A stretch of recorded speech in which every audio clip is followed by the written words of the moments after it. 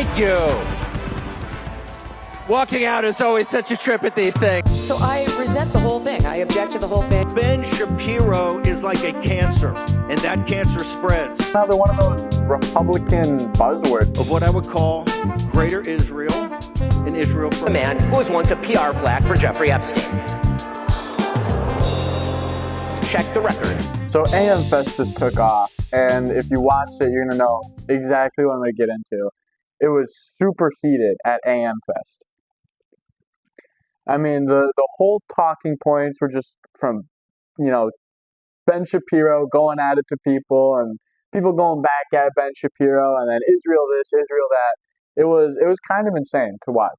And in a way, it was sad, because it highlights the civil war that's going on in the conservative movement. But in a way, it was good, because I feel like we got a lot of good answers. And I want to compile the answers we got. And I want to compile the dialogue that happened.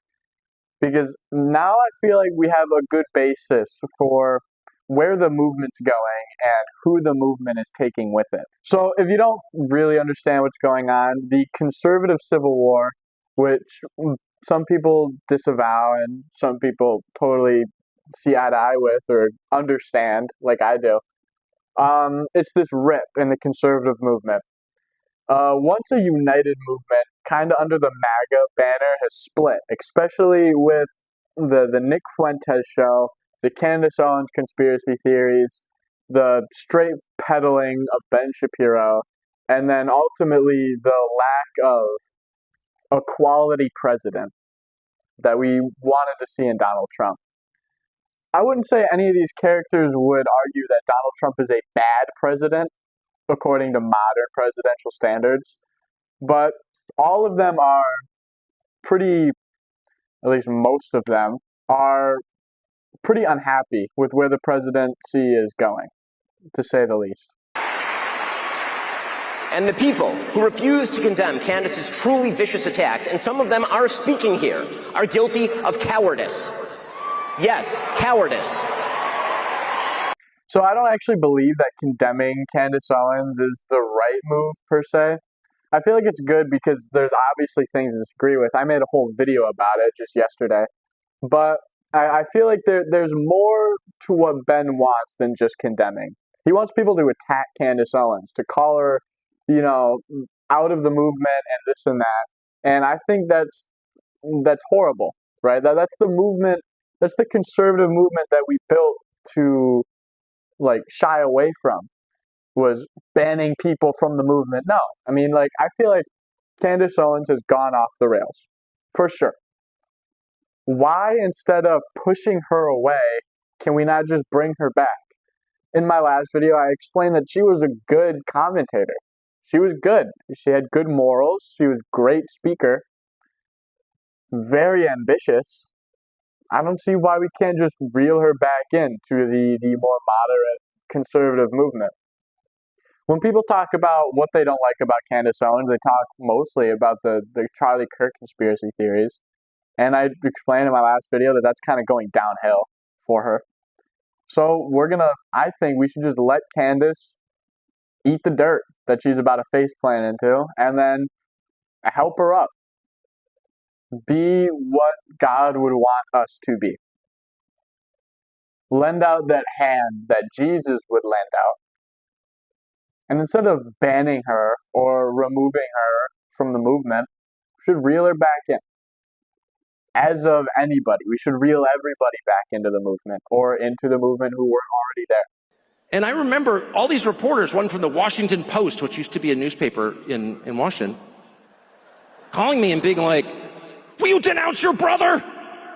I said, "Son, if my brother went on a drug-related murder spree, I would not denounce him." "What?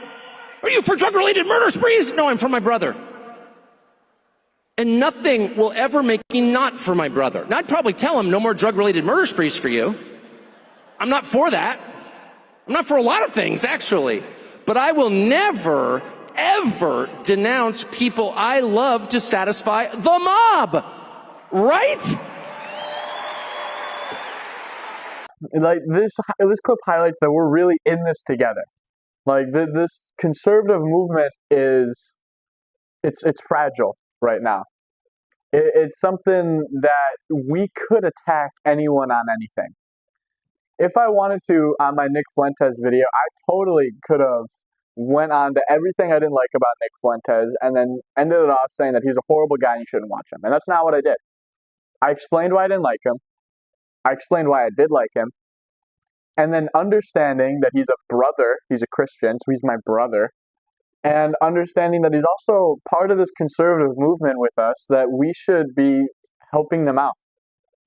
We should be building them up and disavowing what we don't agree with, debating what we don't agree with, not the person at hand, though. Well, I found it kind of funny that Ben thinks he has the power to decide who gets excommunicated from the conservative movement, which shows a willful blindness about his position in it. It reminded me a little of when the girl who was the head of our middle school chorus told me she was going to take all my friends away from me. Chorus?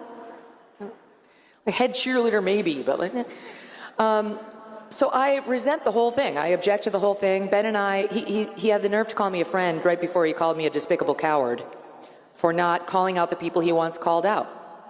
So he both wants to parent me and be my child. He wants to tell me what I have to do and who I have to say what to. And then when I don't, he and some of his friends want to act like utter victims because I won't do what they say. They need me. I have to be their daddy and step in to protect them. And I am not their daddy. And I resent that he thinks he's in a position to decide who must say what to whom and when. So Ben Shapiro threw this, haymaker at Megyn Kelly. And whether or not you agree with it, I don't think matters. And I say that because if you agree with Ben Shapiro and that Megyn Kelly needs to disavow Candace Owens, what you're saying is that Ben Shapiro is calling out Megyn Kelly because Ben Shapiro is this, leader in the conservative movement, and that he is calling on Megyn Kelly to disavow Candace Owens, who I already said I don't completely agree with. I mean, Megyn Kelly has come out and said that she does not agree with Candace Owens on many things. That doesn't mean that she needs to condemn her or remove her or agree with removing Candace from the party. And then if you disagree with Ben Shapiro and that Megyn Kelly shouldn't condemn Candace Owens, you're essentially saying that Megyn Kelly should keep going. Or Candace Owens should not be condemned from Megyn Kelly. So, whichever way you cut it, you can't really, I don't feel like there is a way to 100% agree or disagree with that statement. But Megyn Kelly tied it up pretty well. We were under pressure to get involved. We had the Iran bombing and so on. And the pressure started to mount on those of us who were pro-Israel to not allow the doubters their say, to try to censor them or disagree with them publicly or call them out. And neither Charlie nor I felt like that was what we wanted to do at all, nor was it our job. We're not the policemen of the conservative movement. I'm not. He wasn't. Ben Shapiro isn't either. I'd say Ben is, as much as I love the guy, I listen to him every day, as much as I like him, and as intelligent and as he's probably the smartest conservative commentator on economic policy. However, he is totally on his high horse from Amfest. I mean, I genuinely believe that Ben Shapiro would consider himself the leader of the conservative movement outside of the actual politicians. Outside of elected officials, I think Ben Shapiro would consider himself the leader in the movement. None of them are a substitute for truth. None of them are a substitute for evidence. So, when Candace Owens says, "I don't know, but I know," that is retarded. And we are all more retarded for having heard it. And I think that's what really has gotten this aggravated response from, or demeanor, I guess, from Ben Shapiro. If we agree with a guest, that's fine, but we should own it. So, for example, if you host a Hitler apologist, Nazi-loving, anti-American piece of refuse like Nick Fuentes,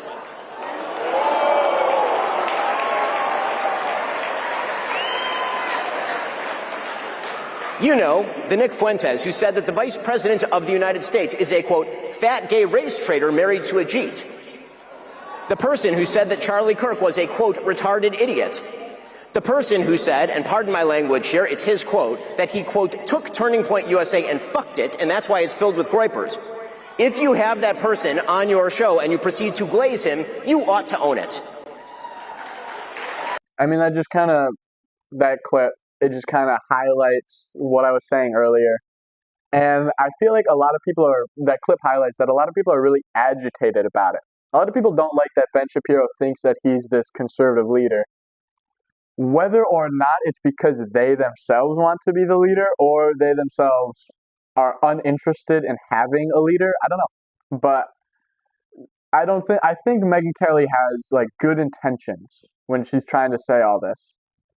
I think that she's a great commentator. I have a lot of respect for Megyn Kelly. I think she's great. But it's impossible to really understand where the intentions are laid at. Whether or not she is trying to be this conservative leader, which I don't think so, or she is trying to disavow the idea of any sort of leader, which I think is a good thing, it stands to reason that most of these, high-profile conservative commentators really aren't liking the way that Ben Shapiro is running the show. Obviously, as you expected, Ben's trying to go all out on Candace Owens. He's saying the R word, which, as a Christian, we shouldn't be saying, but Ben isn't exactly a Christian. And he's trying everything he can to make Candace Owens look bad and to dehumanize her and to exclude her from conversation. And I mean, he's kind of right. I mean, when Candace Owens goes and attacks TPUSA like she did, and suggests that her or Erica's staff are inclusive in the murder of her husband, I think that that's something that Tucker should definitely call out more. And as much as I love Tucker, and as much as I honestly would consider him the best candidate for commentator, leader in the conservative movement, I think that Tucker Carlson has this problem where he disagrees with people, but once he's face-to-face with them, he doesn't really express that. He doesn't push them as nearly as hard as he should. I mean, if you watch the interview between Nick Fuentes and Tucker Carlson, you'll notice that it's a lot more laid back and a lot chiller than the interview between Piers Morgan and Nick Fuentes, where Piers Morgan, who is British, just goes all out on this American commentator, Nick Fuentes. And I think that highlights the ease that Tucker Carlson will give people. Obviously, because he loves his friends, and he doesn't want to disavow his brother, like he said, which I totally agree with. But I think when he uses the word disavow, he means that in a sense of we shouldn't condemn them at all. And that's just not true. When someone in our movement is making outrageous claims, we should totally call it out for what it is. When Candace Owens goes and says, well, I don't believe that Tyler Robinson killed Charlie Kirk, you're dumb for saying that. You're dumb. But you are still part of this movement. You shouldn't be excluded. That statement you made was dumb. As a person, I don't think you're dumb. But that statement that you made was dumb. That's the kind of response that I feel is appropriate for situations like that. And I don't think Tucker really lives that. Or, I mean, I know he doesn't live that because he doesn't really go out and condemn them nearly as hard as he should, which Ben is totally right about. Remembering that I am, on the most basic level, no better than my persecutors. I am no better than my persecutors. And that's why I'm commanded to pray for them. Because we have all fallen short of Jesus, period. So, I mean, this kind of just reiterates, Tucker is no better than his persecutors. I totally agree. Like I said before, though, I think that Tucker needs to be more steadfast in his arguing and his debate skills when it comes to fellow conservative commentators. Once he gets that grip, I don't see any reason why Tucker Carlson can't be the leader of the commentary conservatives, which I don't think we need one. I don't think there should be one. But I think that out of anyone, Tucker Carlson would be the best if he could just grab that pretty easy thing to tackle with. That's the shoe that Charlie Kirk left empty, was that ability to be as good at commentary as someone like Matt Walsh or Ben Shapiro, be as Christian and profess Christianity as much as someone like Tucker Carlson or Michael Knowles, and be as stern to condemn people respectfully, which I don't really see in anyone. I don't see that in any commentator whatsoever. I feel like everyone is either too extreme or too belittling of that. It's always like, for someone like Nick Fuentes, it's always, you either love him 100% because you think he's a silly guy and you're 14 years old and you're white, dude, or you hate the guy and you can't agree with anything he says because he's Nick Fuentes, and neither of those are right as a conservative. Nick Fuentes has many good conservative beliefs, but he also has a lot of really bad beliefs that need to be condemned individually, not Nick Fuentes as a whole. Foreign policy opponents of loyalty to a foreign country, he's not actually making an argument based in evidence. He's simply maligning people that he disagrees with, which is indeed par for the course from a man who was once a PR flack for Jeffrey Epstein. Check the record. So Ben Shapiro, he makes this claim, which is true, that Steve Bannon was working with Jeffrey Epstein. To an extent, I guess that's true, but what Ben Shapiro is really trying to get at is Steve Bannon was part of the illegal activities, or he was aware of it, which just isn't true. That there is no evidence that Steve Bannon was part of that at all. To be fair, I haven't looked into it too hard, but I haven't seen any evidence that Steve Bannon has any sort of illegal activity. And even if there was, who is Ben Shapiro to be calling out people on the Epstein list when his entire opinion on the Epstein list regarding Trump is that Trump is completely innocent and that any sort of differ from that opinion is completely anti-Trump? And I mean, I don't even want to get into Ben Shapiro's opinion on the Jeffrey Epstein list because it's kind of radical what Ben Shapiro thinks. That'd be a good video, actually. But to say that Steve Bannon was complicit in illegal activity is kind of crazy, in my opinion. And it's really disheartening to see that Ben Shapiro would call it out like that in front of all those people with that kind of sentiment in mind, that, oh, Steve Bannon's a criminal in mind. But Ben Shapiro is like a cancer, and that cancer spreads. So Steve Bannon, you probably would already have guessed, kind of went extreme in his response with Ben Shapiro, which honestly I kind of find valid. I feel like what he said about Ben Shapiro shouldn't have not been expected. I don't agree with it. I mean, he called Ben Shapiro a cancer, and that's a horrible thing to say about a commentator, of which I respect a lot. But it stands to reason that Ben Shapiro shouldn't have not seen this coming. I mean, he called out everybody, and he called out Steve Bannon, so of course Steve Bannon is going to have something crazy to say back. I would say, though, that Steve Bannon went too far in what he said. And Ben Shapiro went too far in what he said. And I think that there is no side to take. However, I feel like there is a tree to bark up with the Steve Bannon case. Situation that Charlie Kirk was probably one of the most, if not the most important person in doing and accomplishing.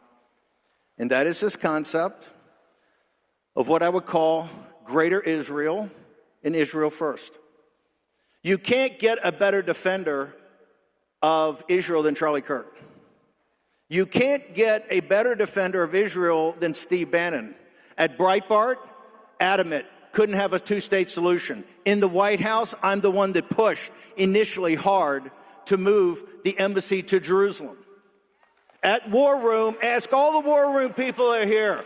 Ask all the posse. We always talk about it, and we're one state, not a two-state. So this is exactly the problem, and this is why the Conservative Party is splitting, is because of this Israel topic. And we have politicians or commentators like Steve Bannon or Ben Shapiro who are Israel first, and Israel is the greatest country and our best ally, and all this and all that. And that's horrible. Like we're not an Israel first country. We never will be. We never should be. And that's the tree to bark up. And if Ben Shapiro really wanted to get at Steve Bannon on that topic, he would have been a complete hypocrite, for one. But it would have been really his only tree to bark up with the whole Steve Bannon thing. I got over my skis and said I didn't want another regime change war with Iran. Rather than explain why we should have a regime change war with Iran, which I'd be happy to listen to, he's an anti-Semite. He's an anti-Semite. To which I said, well, obviously that's not true. And Charlie said, I know. And then it just didn't stop. So I continued to say, I'm not an anti-Semite. We don't care what you say. You're lying. You are. So let me just affirm one final time. Not only am I not an anti-Semite, and would say so if I was, I'm not an anti-Semite for a very specific reason. Not because it's unpopular or my donors don't like it. I don't have any donors.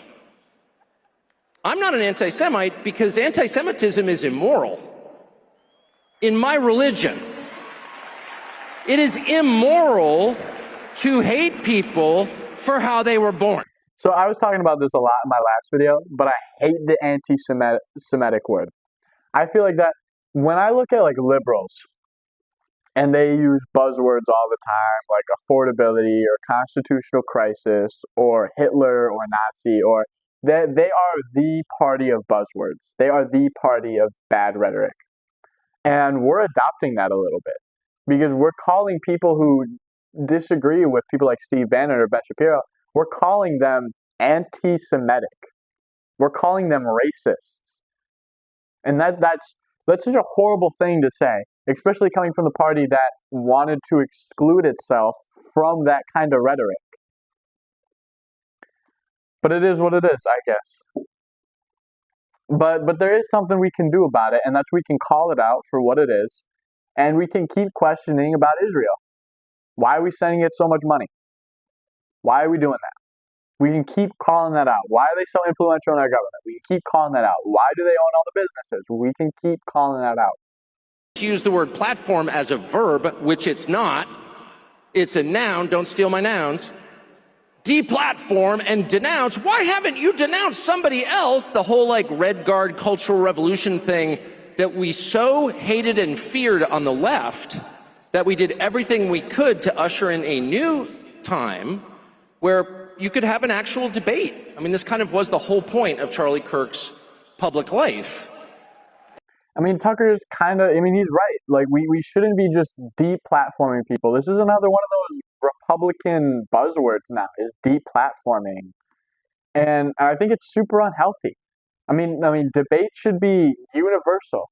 That was what we really founded our new MAGA movement, conservative movement on, was that deplatforming and censoring and, you know, buzzwords like racist and all that were horrible. And now we live in a party where we do platform people and we do censor people and we have buzzwords like anti-Semitic to use against people. We are no better than the liberals that we sought to destroy. If we live like that, if we move our party like that, then we're going to have no party in which we can speak freely and debate freely. So with that, I want to leave off with the best commentary, in my opinion, from the night.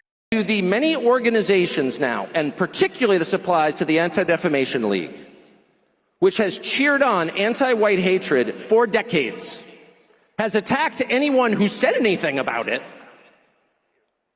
which has been one of the most aggressive cheerleaders for hate against white men in the United States, now trying to lecture the rest of us about hate. I would say it's enough to point out the irony of that.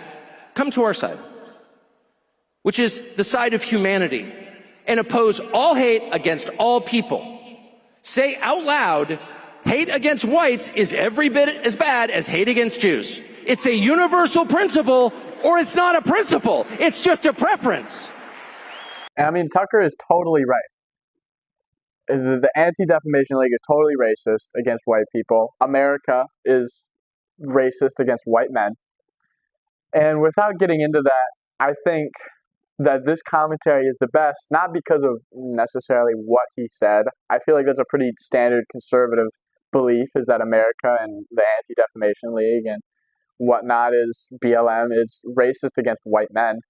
But it was really the only commentary of the night that wasn't about Israel, and it wasn't about, Republicans beating up other Republicans, conservatives beating up other conservatives. Now, while dialogue about Israel is great, and while conservatives disagreeing with each other is great, we shouldn't be openly condemning each other fully. Like Tucker said, we are no better than our persecutors, for one. And for two, we are brothers and sisters in this movement.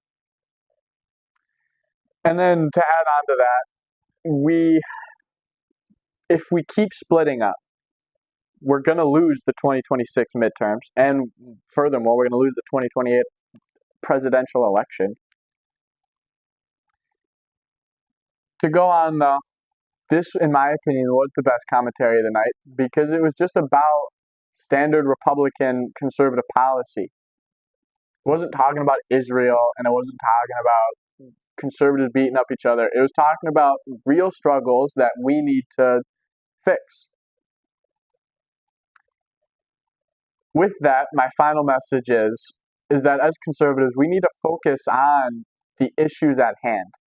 One of them being the racism towards white men and just white people in general. We need to focus on the traditional family, bringing back the traditional home. We need to focus on stuff like Christian values, transgenderism, using words like racism. Matt Walsh, I Am Racist, his movie. Issues like that. Broader, we need to focus on issues like not using the word anti-Semitism in every debate. And we need to stop with this bickering between each other. Now, I kind of went at Ben Shapiro quite a bit, and I want to reiterate what I said earlier, is I think that he is probably the smartest conservative when it comes to economic policy. That doesn't mean I agree with him on everything, especially not after Amfest, but I think that he's a great commentator. I think he should be listened to. I think deplatforming him would be bad.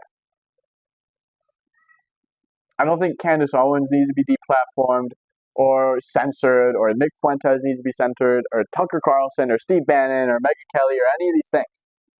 I think these are all great commentators who add something to the movement. And whether they're someone like Nick Fuentes, who they take away quite a bit from the movement, we can still reel them back in. There isn't a good reason to ban anyone from the movement, because that's what the movement was founded on, is not banning people from it. With that being said, have a good day. God bless.